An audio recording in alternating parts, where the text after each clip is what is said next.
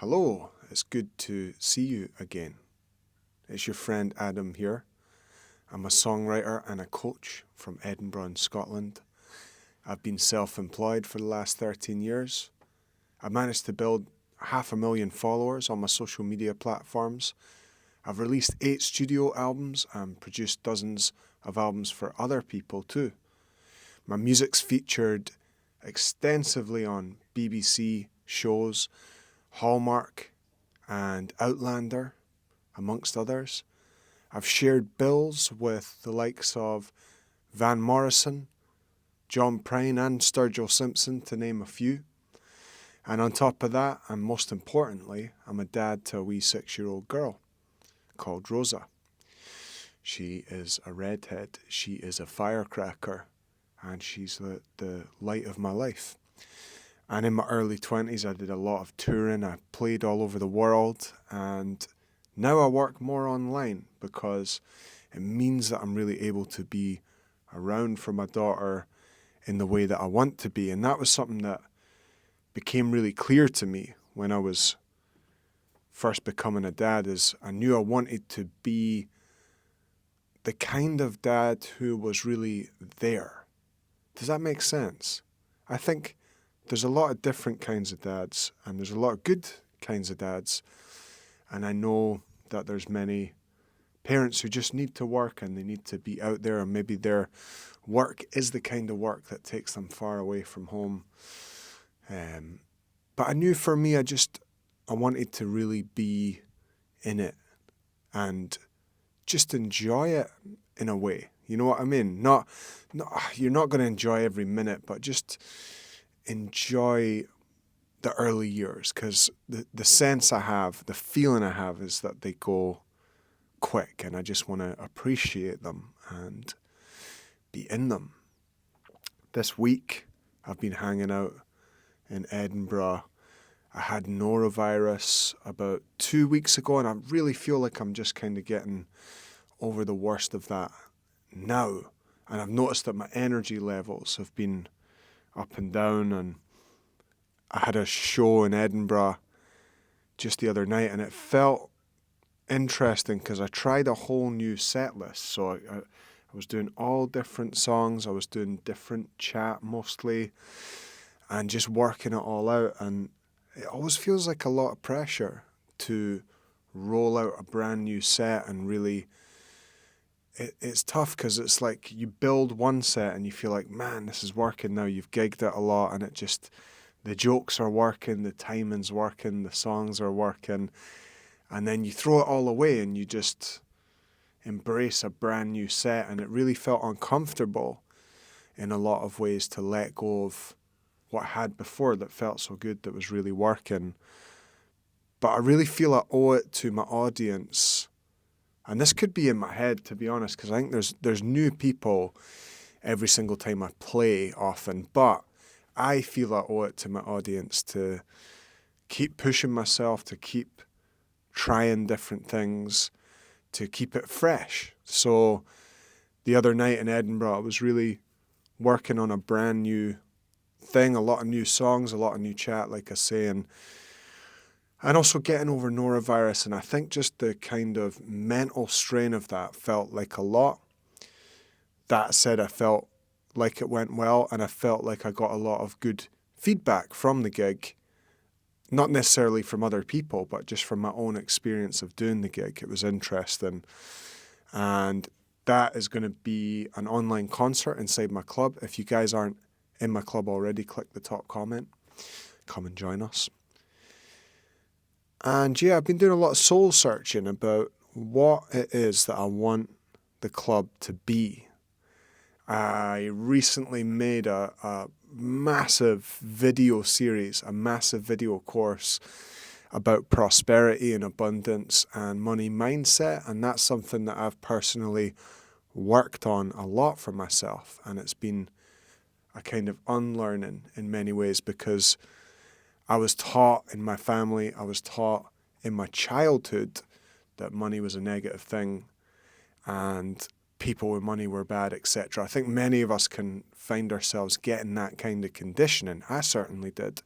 So a lot of my work was around undoing that kind of those illusions.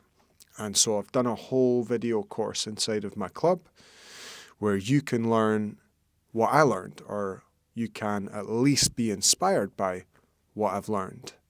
And it goes into every single aspect of that journey, from mindset to understanding of investments to understanding of what money actually is.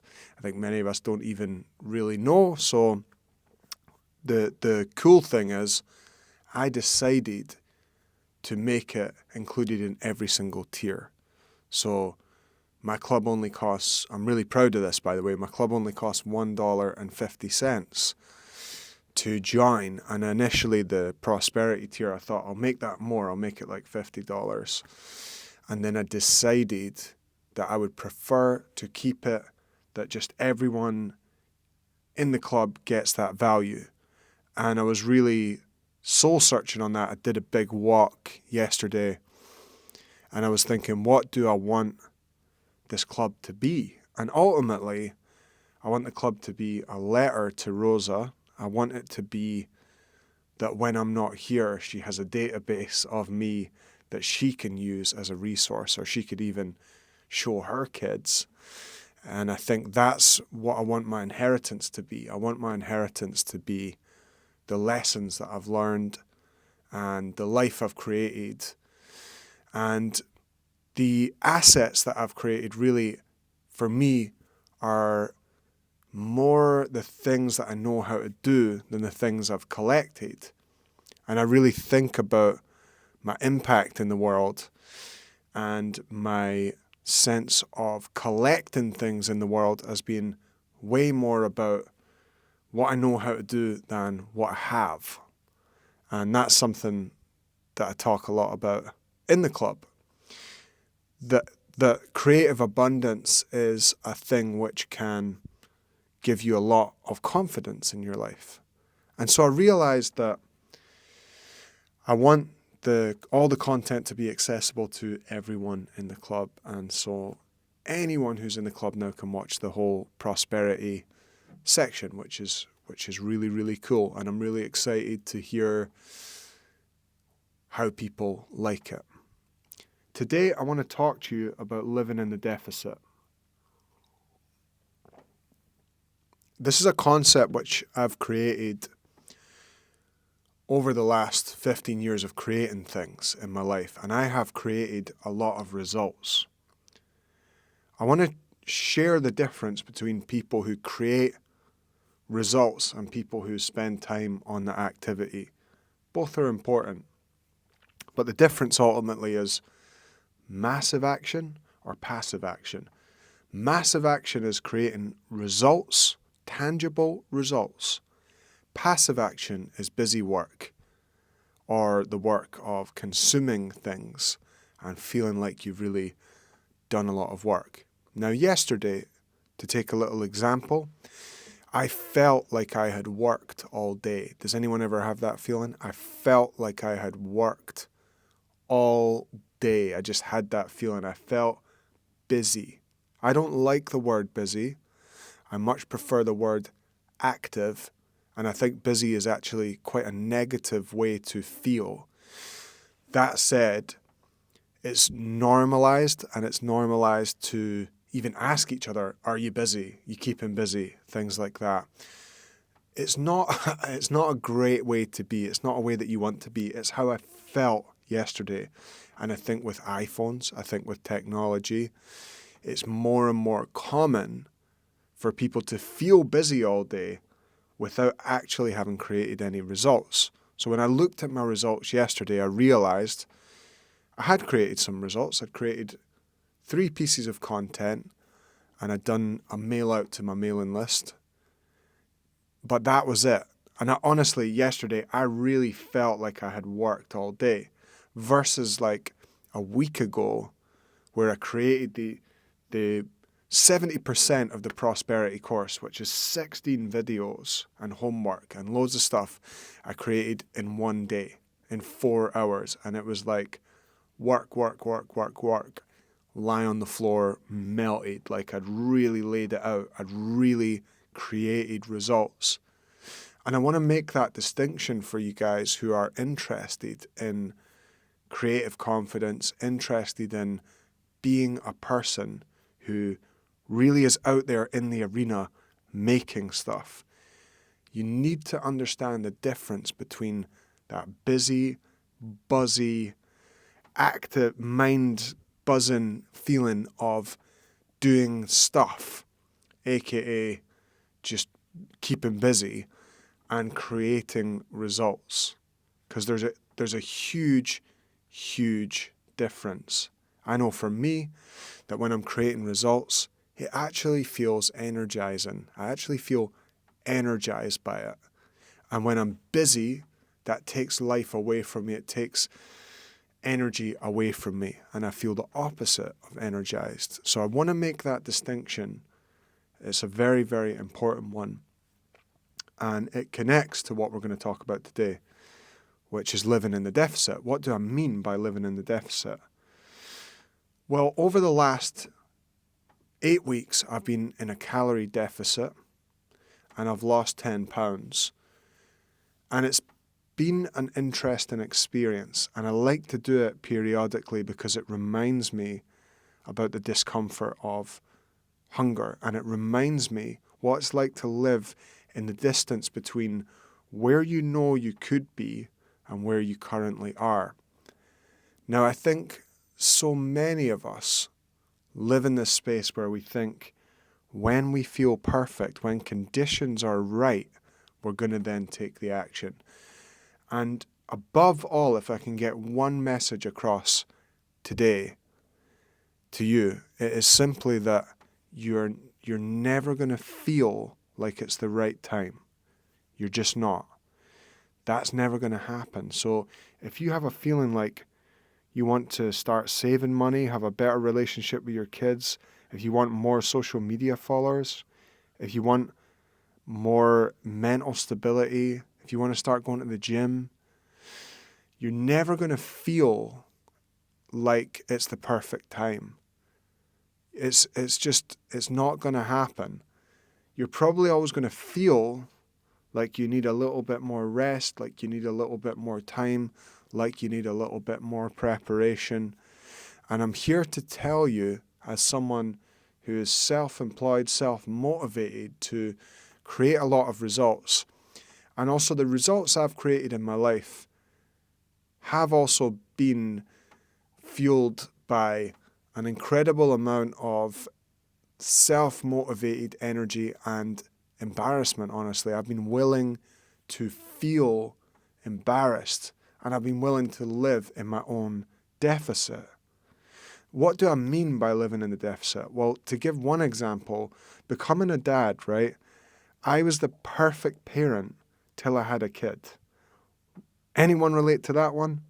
Once I was actually a parent, I was met with my own limitation. I was met with my own deficit. This to me is such an interesting example because so many of us have this beautiful, perfect fantasy of how we're going to be the thing that we set out that we want to be. This is true for parenting. This is true for being an artist. This is true for investing. This is true for anything. That before we've begun the actual work, before we're in the deficit, and when I say the deficit, I mean the distance between where we are and where we want to go on our journey, whatever that journey is, be that a journey of fitness, be that a journey of saving, be that a journey of creating podcast episodes, be that a journey of having more social media followers. We're always in the deficit if we're creating. And I think many of you have this illusion when you look at people who are creating consistently that those people feel completely satisfied and content and happy with where they are. Contentment is an interesting energy in life because I feel content. I feel content because I'm living in alignment with my values. And my values are ultimately I want to be an example. I want to make a lot of great stuff and I want to share that stuff. And I feel like I owe it to my work to constantly share my work and tell people about my work. That said, do I feel like I've arrived? Never. Do I know anyone who feels like they've arrived? No one. And the reality is, once you set out on the path, any kind of path, of getting leaner, taking better care of your kids, being more calm, having more social media followers, etc., making more money, whatever it is, you're going to feel like you're in the deficit. And there's this, in my view, common misconception, which is that patience feels good. But what if patience feels the opposite of good? What if you are a parent who is managing to stay patient with your kids and you feel like you just, it's so tough? What if that's how patience feels? What if you are a business owner who's just grinding to make it work, and it's hard, and people around you who are employed in jobs don't understand that and think that you need to rest and chill, but you know that you're on your path, and it feels really hard, but it feels like you're on your path. The deficit is the place where you feel like life is incredibly challenging. Notice how I'm not saying hard, I'm saying challenging. You feel challenged, but you feel like yourself. That's how the deficit feels. While I've been in this kind of calorie deficit, literal physical calorie deficit, what I have noticed, and I don't know any of you guys who maybe have been in a calorie deficit, you might notice this, is this incredible aliveness. Like I feel really alive, and I think there's two reasons. One, I think when I'm not stuffed with food, I just have more access to my actual feelings, like how I actually feel. And two, there's just this amazing feeling when you know that you've had a thing that you want to do for a long time, and then you're doing it, and no matter how hard it is, you're doing it. And I feel like that all the time in my life. And it's my genuine wish and hope for you that you can feel like that. When I think in my head right now, what would I love to try? There's nothing that I'm not doing that I would love to try. For a long time it was boxing. For a long time it was losing fat. For a long time it was releasing music. For a long time it was being more visible, being more consistent on being out there on social media. But if you can get one thing out of this episode today, can you ask yourself, what is it that you really feel in your heart of hearts that you could be doing that you're currently not doing? Ask yourself that, and understand that the reason why you're probably not there is just because you're afraid of the kind of hunger, right, of being there. But what I'm here to offer you today is the perspective that yes, you will enter the hunger of the deficit. Once you begin that activity, you'll enter that distance between where you are, where your vision is, and where you think you could be. But the contrast that you're going to feel of, yes, you're going to feel that, the negative emotion of those things, but you're going to feel like you're living in your own life. You're going to feel like you're living in your own vision. And it's going to make you feel so alive. And I think that's what we're here for. I don't think that we're here for those times where everything's just kind of going okay and it's all in place, but there's this thing that you want to do and it's over there and you're going to get to that soon, but things are stable, they're consistent. I don't think we're here for that. I think we are here for the aliveness. And I want you to think about what it is that you're slightly afraid of. And I want you to do one thing today to move towards that. Most people are actually just avoiding embarrassment. And I want you to think about how crazy that is for a second. And the way that you can unpack how crazy that is by thinking about what embarrassment actually is. It's a vibration in your body. It is a list of vibrations which exist in your body. So for me, just to be clear on what I mean, when I feel embarrassed, it feels like hotness in my face, feels like a grinding in my solar plexus, feels like a hollowness in my chest. I feel fidgety in my hands. If I wrote down that list and I said to you, are you willing to have these feelings in your body for long enough to get a better relationship with your kids, more investments, more money, more social media followers, whatever it is for you, whatever your dream is, are you willing to feel embarrassed to get that? How crazy would it be for you to say no? And yet, 99.9% of people don't get to do the things that they want to do because they're just afraid of someone else having a thought about them. I know so many musicians that are my age, 34, who wouldn't put themselves out on social media because they feel like it's cringe and embarrassing. And, there's 20-year-olds, I'm too old. Now, I know there's those of you watching this who are older than me who think that's ridiculous, as you should. It is ridiculous, right? But it's true for so many of us, right?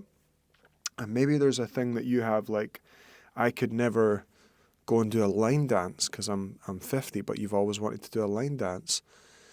I really want to just get this across. Like, we're all going to be dead in 100 years.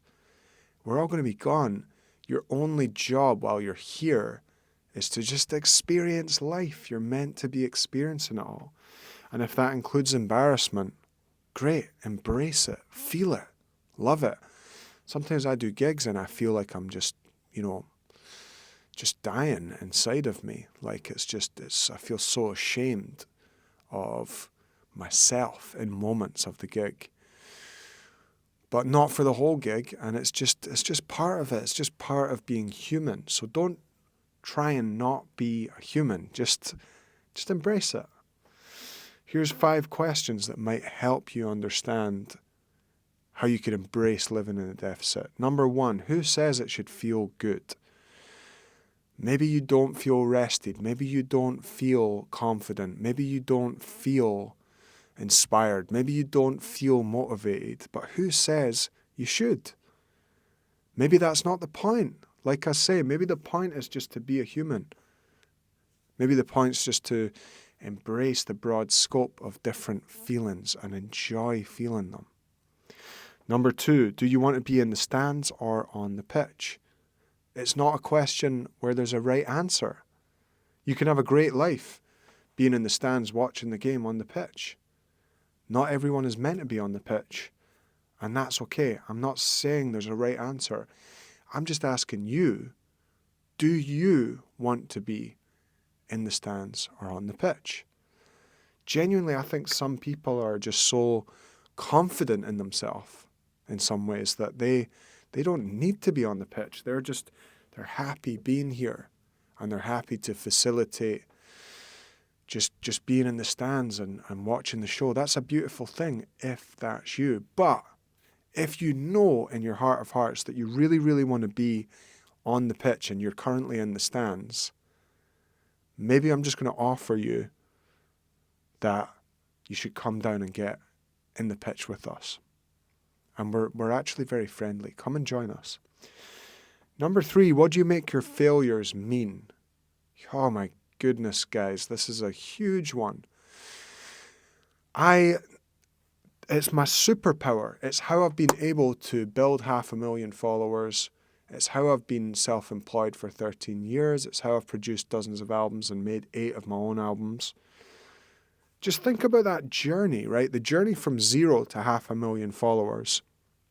The amount of posts I've done that nobody has seen, that just flopped. The amount. If you looked on my Instagram, I've done 2,500 posts to get like 10 that went viral that are possibly the reason that you're even watching this now, right? But imagine how many chances there are there for me to decide that I'm not good at it And this is the difference between people who really do it and people who don't, is just simply what they make failure mean. Because I have had in my life I've been booed off stages. I have had to sell guitars to pay my rent early on in my journey as a self-employed person. I've had so many failures, quote unquote failures, in my life as a creative individual that you just wouldn't even believe it. It's even possible that right now what I'm doing is a failure compared to what's coming. It doesn't even matter. It's just procrastination. The concept of failure is just procrastination, because if you've made a decision that you're going to get there, what is there other than the path? There's just the path. You're only on the path. It doesn't matter. Number 4, whose deficit has changed your life? I want you to really think about this one. What art do you love? What philosophers do you love? What music do you love? What movies do you love? What podcasts do you love? What cars do you like to drive in? What streets do you like to walk on? Everything that you get to enjoy and experience in your life is because someone was brave enough to put themselves out there and to have a goal, right? Do you think the road that you live on, the person who designed that, in my case, 200 years ago, maybe it wasn't exactly how they wanted it. Maybe the trees were a little bit too close to the houses. Maybe the roads were a bit too wide. Maybe the buildings, they finished them and thought, I should have done one more floor. Who knows, right? Every single album that you love, the person who created that could have played it better, could have done it better, could have released it better. Every single thing that you love and appreciate that makes your life worthwhile is in someone else's deficit. So, who are you to deny the world yours? Be more generous. Be more selfless. Get over yourself. You have a responsibility to share your work if that's the kind of person you are. Like I say before, I know genuinely that there are people who are here to hold space, facilitate, and that's a beautiful thing. I'm talking to you. If you, like me, know that you have something inside of you that you need to share, get over yourself. Share it. It's not going to be perfect, but the imperfect version could change someone's life. Just get it out there. Number 5, the 5th question and final question. Will your book be a good read?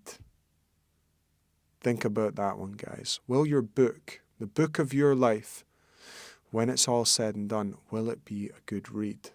Will it matter how perfectly you felt, how rested you felt, how inspired you felt, how motivated you felt, how perfect your work was, right? Just think about that, because it really, really highlights how insane it is to think that perfection is the goal. Will your book be a good read? The best stories come from the worst days sometimes. And I know for me that I just want to leave a book that's like, wow, that guy really lived. He really tried. He really tried. Here's the funny thing. When I was starting my social media journey, my biggest fear was people seeing me trying. Isn't that interesting? Now I think anyone who I see who's trying is awesome. And if you try, that just immediately makes you awesome in my book. If you're trying, you're really, and not trying like not doing it, but really trying, really putting yourself out there, really falling on your face and getting back up and getting stronger and learning. So will your book be a good read? I want to leave you with that question today. You guys have a fantastic Sunday. Have a great week ahead. If you want to join the club where we have 650 of us, we're focused on creative health. We're creating results. Everyone in the club is staying on track with their creative goals, and also just being entertained by content that is positive, that is good for your mindset. If that sounds good, come and join us. It only costs $1.50 to join the club. And if you want to join, click the link in the top comment. If you are already in the club, I appreciate you guys. And I hope you've enjoyed this episode today. Have a great week, everyone. Cheers.